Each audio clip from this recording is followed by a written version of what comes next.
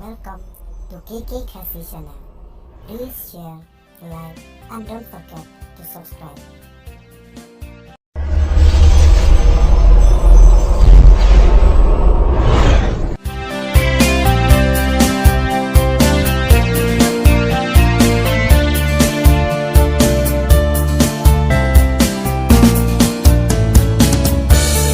Cùng kỳ xin tiêu vì gì nhiều biết vì bên cạnh đế đó nuột chờ ngã chừng một chừng bờ khá chừng ngã vì bên kiaอย่าคำเสียงพี่เป็นหลังอาKola suban, akola suban, balay hanga, pem dem kaman, bam sim jonga, kan sukan palay, kat banga dang im, asla ka perthai.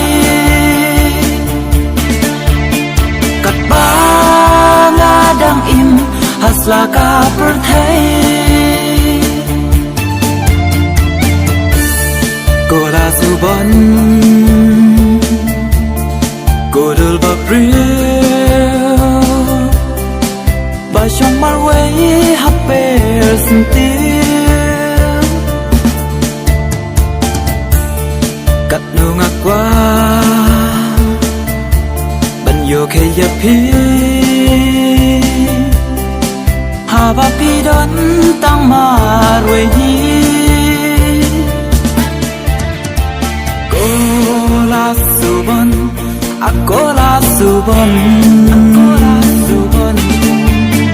Balay hanga, bim dem kamon Baman sim jonga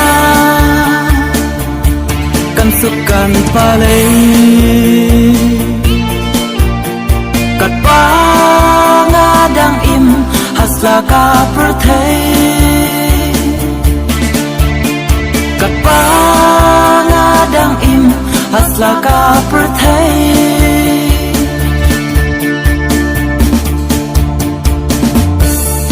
Yek tin kali Javi ngapa Kola suban wadom kerna Namar tang yapi Ngadan kajing mut Day tang api ngalaray kun Kola suban Akola suban Balay hanga Him dem kaman Baman sim jonga Kan sukan palay